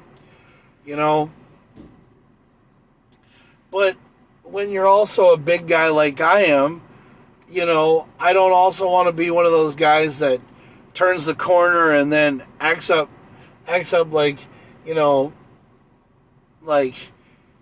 backing into my girlfriend, or turning around and I run into her and then she falls down and hurts herself because I'm twice her size, But I'm also afraid of, I can do some fancy math, but don't ask me to help with third grade math. That's nothing. Yeah, I know. I don't know math either, dude. I don't really care for math either. I mean, if I can't do it with my cell phone, then I can't do math. But I'm not going to do like X times Y or whatever, that shit. That's the stupidest fucking math in the world. Why don't you just do like 4 plus 2 is 6, or, or whatever, Well, whatever. It's, math is something that's just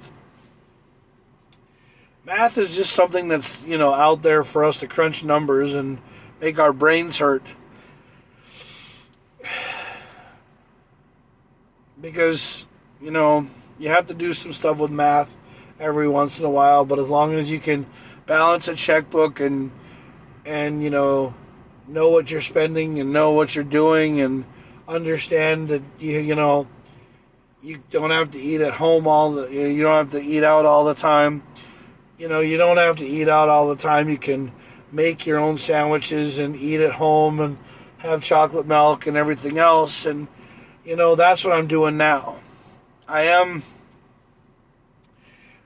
learning to live my life at home more.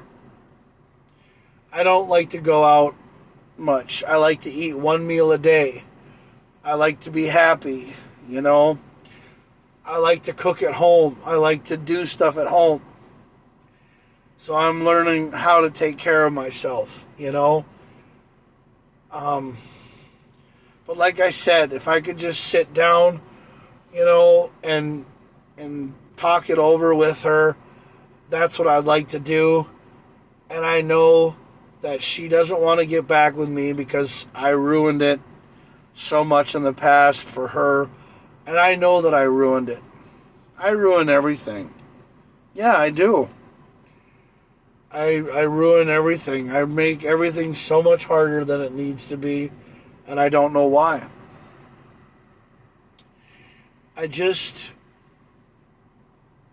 Sometimes I think that when somebody's a little bit more intelligent than me, I get scared and don't want to look like a retard, and that's why I do some of the things that I do. Because I just want to be happy.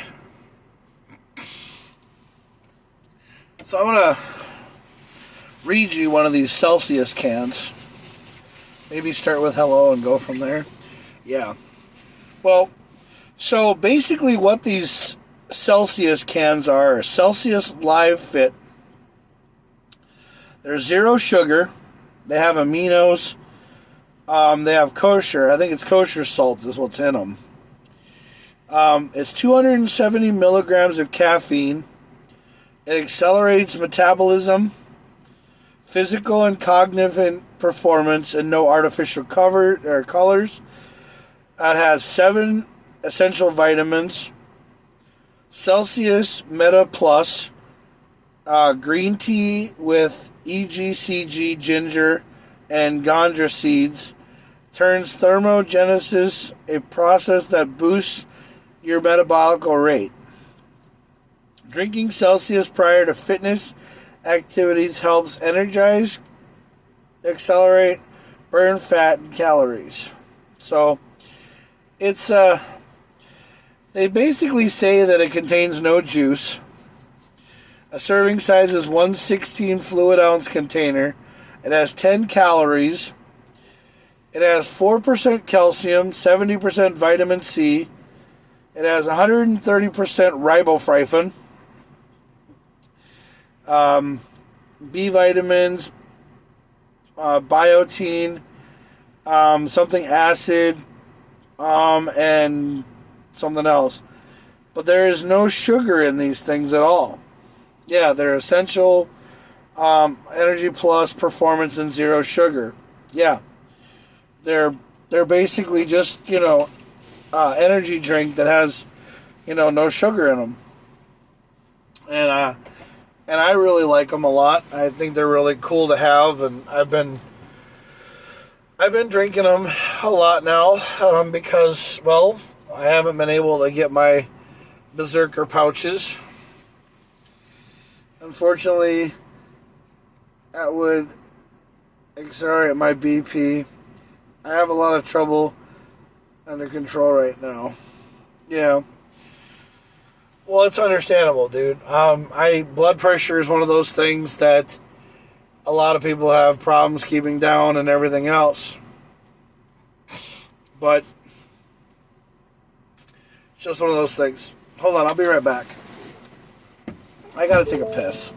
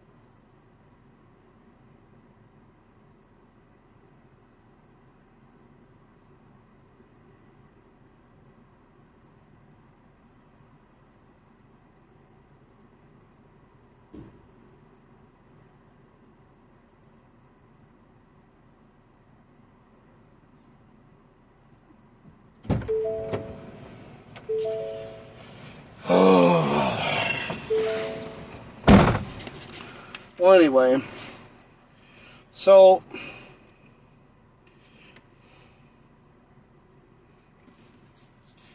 you know,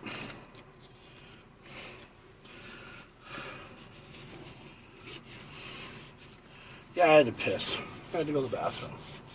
Had to go to the bathroom. Sorry, people. Jack has to go to the bathroom every once in a while, you know. Brainerd? No, airport. I don't pick up anybody until 12:15. So I figured I would go on and do a show for 12:15.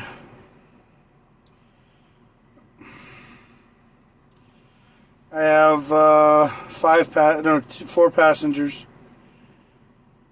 3 going to Brainerd. 1 going to the office. But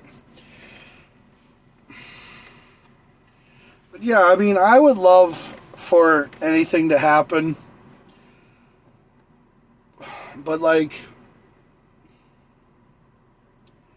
I've even tried to go out on dates and stuff now, and I don't even want to go on dates anymore because I just don't want to sit here and say things to the wrong person, and you know, and I don't want to like spend any money on a chick, or I don't want to spend any money on a girl because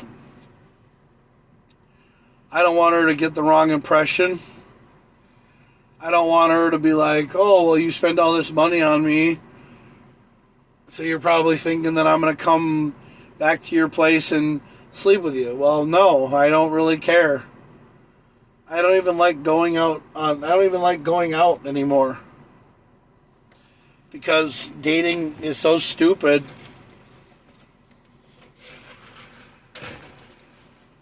It sucks. It's ridiculous.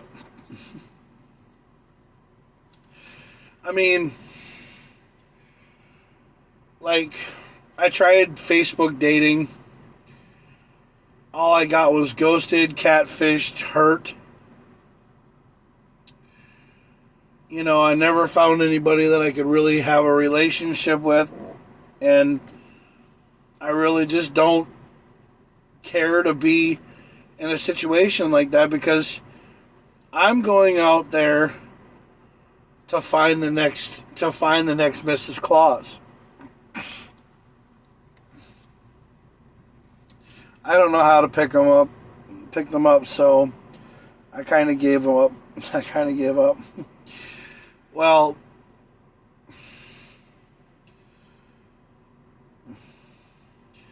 yeah, I mean, you have that kind of a problem, Mark. I have a lot of things on my mind when it comes to dating and stuff. I don't really know what I want anymore.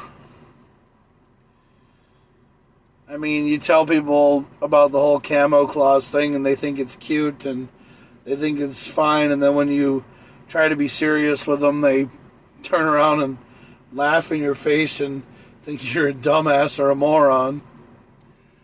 You know? But I've never ever in my life realized to myself that, you know, I'm not really looking for anything anymore. Because I just don't even know where to start. You know, you work so hard to talk online to get them to do anything. And like, one of the things that I don't understand is people can do these stupid TikTok videos. They can do these stupid TikTok videos. They can do all these stupid Instagram videos. They can sit there and they talk. They can talk, you know, they can do all these stupid TikTok videos. They can be like, well, I'm single. I have, you know, I am this kind of a person. I can't find anybody online. But then when you do a video chat with them, it's like a cat to water. It is like they can't fucking do it. They can't talk to you on a video chat because they're just afraid They're just afraid that you're going to see through their bullshit and you're going to be like, what's wrong with you? You know? See, I like to video chat with people because I like talking to somebody face to face. I like this. Like, you know, I'm on a camera, you're on a camera. And see, I really do think, to be 100% honest with you, I really wish that cell phone companies would get rid of the text messaging. Yeah. I really wish that they would get rid of the text messaging because I really wish that they would do video messaging. And I really wish that they would do video messaging. See them. I'm young. Seen them. I'm young and I want an older man. I'm like, yeah, right, lady. Okay. Well, yeah, that too, okay? I've seen that as well. I've seen the videos and whatever. But the thing is that when you go to a bar, when you walk into a bar, you see a chick sitting there at the bar, you walk up to her and you say, hey, my name is so-and-so, you know, and the girl's like, yeah, cut to the shit, you know, I have a boyfriend, or, you know, they start off being a total bitch in the first 5, sentences that come out of your mouth, then you know right away you're not going to talk to them. You're not even going to waste your time. But everywhere you go, they make it seem like it's so easy to walk up to a woman and have a conversation with them. You know? Because like all these TV shows, the guy walks up to a girl at a bar and he goes, hey, I'm so-and-so. And she's like, oh, that's cool, you know? Like, you know, what do you want to do later? You want me to buy me a drink? And then all of a sudden the guy buys her a drink and they go home together. Mm-hmm.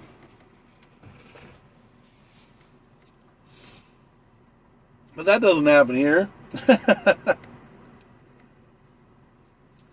Shit, a real woman wants breakfast.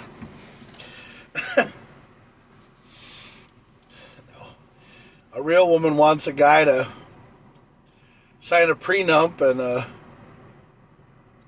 a trust fund. That's what a real woman wants. Yeah.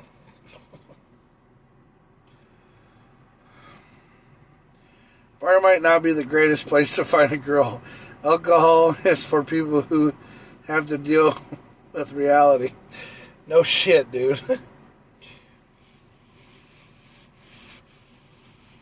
Yeah, but church groups are so great, though, Mark. I mean, on August 8th, I'm going to see a pastor for the first time that I'm going to go talk to. And I'm going to go talk to a pastor. And I'm going to talk to him about my life. And we're going to sit down and we're going to have coffee together. And we're going to talk. And I'm just going to tell him everything that's on my mind. And, you know, and see what goes on. I mean, I've been talking to all kinds of pastors and everything else from St. John's University and to College of St. Benedict.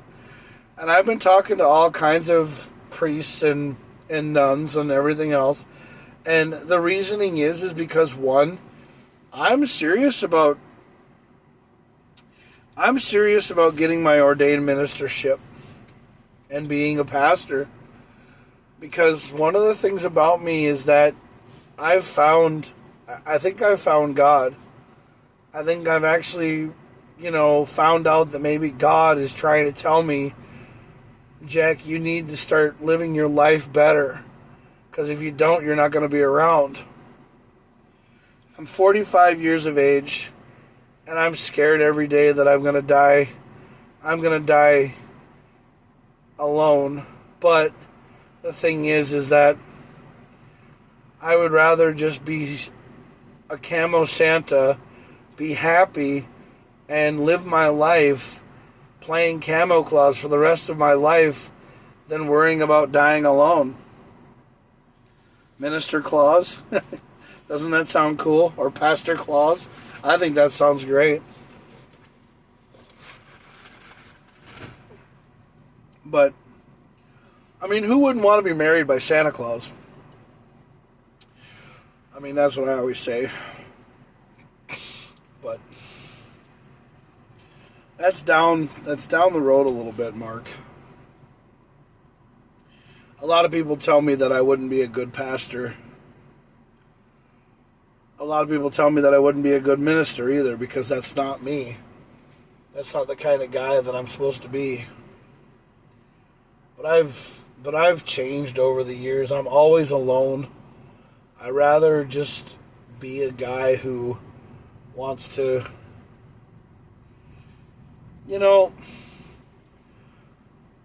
another thing about me that a lot of people say to me is, so I recently got rid of all my porn. And this is my final thought. I recently got rid of all my porn. But one of the things that a lot of people don't really understand this. Yeah, I know, I gotta run soon. I'm getting to my final thought, Mark. I'm getting to my final thought for the night because I gotta get going soon. So the final thought's coming up. And I've been on for 2 hours. So I got rid of all my porn. So I got rid of all my porn and everything. But the funny thing is, I still kind of go back to it. I kind of go back to watching it because every time I watch porn, I laugh at it. Because I think it's funny. I really think it's funny. I really think that porn is funny. I think the acting is just really like, it's like a comedy. You want to laugh at it really hardcore. And some of the stuff that's on there is just really funny. Like, some of the things that you watch and, like, some of the things that people have fetishes for, I think they're really funny. So, one of the reasons why I watch porn is I watch it for laughter. Yeah, I watch it for laughter. I watch it for laughter and shit, because it's just funny as shit. Some of the things is really funny, and I really do think that when you look at yourself in the mirror naked, I think it's really funny too. You look at yourself in the mirror and you're like, yeah, some woman out there is going to think that this is very attractive, but then absolutely nothing in common with how it works in real life. Lol, actually does. I mean, like, if I was to go over to a person's house and be like, yeah, you called about your plumbing, and all of a sudden this lady would be like, yeah, I called you to fix my shower, you dumb son of a bitch, not the plumbing in my pants. See, that's exactly... That's what I'm talking about. Because, I mean, it's not exactly what it is. I mean, nobody would really, like... Imagine if Mario would show up to your house and be like, you called about the plumbing. And then they're like, yeah, and, well, that would be like, 50 gold coins. And then, like, and then he would do the plumbing. He'd fix the thing, and he'd be like, it is a time to go. I'm a Mario. Yeah, Mario. Luigi. But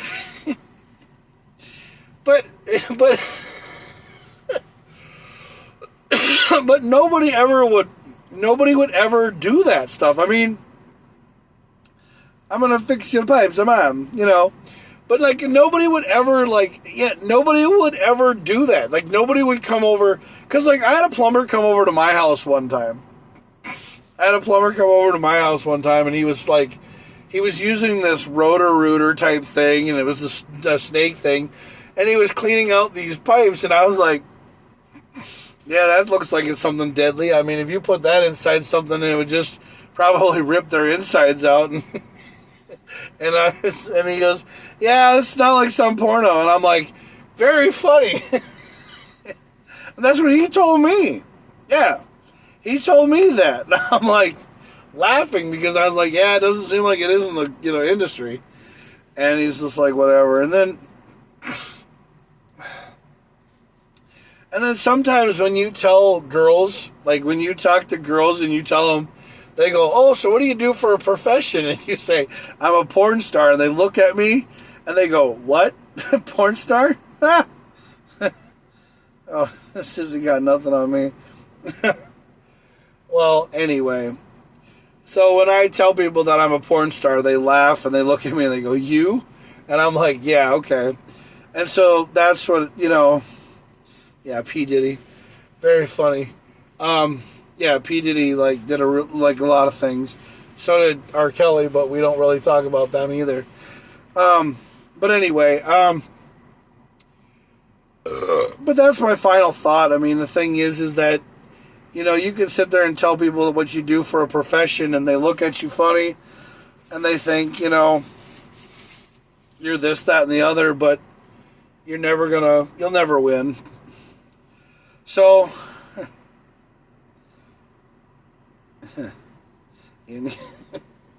yeah, okay.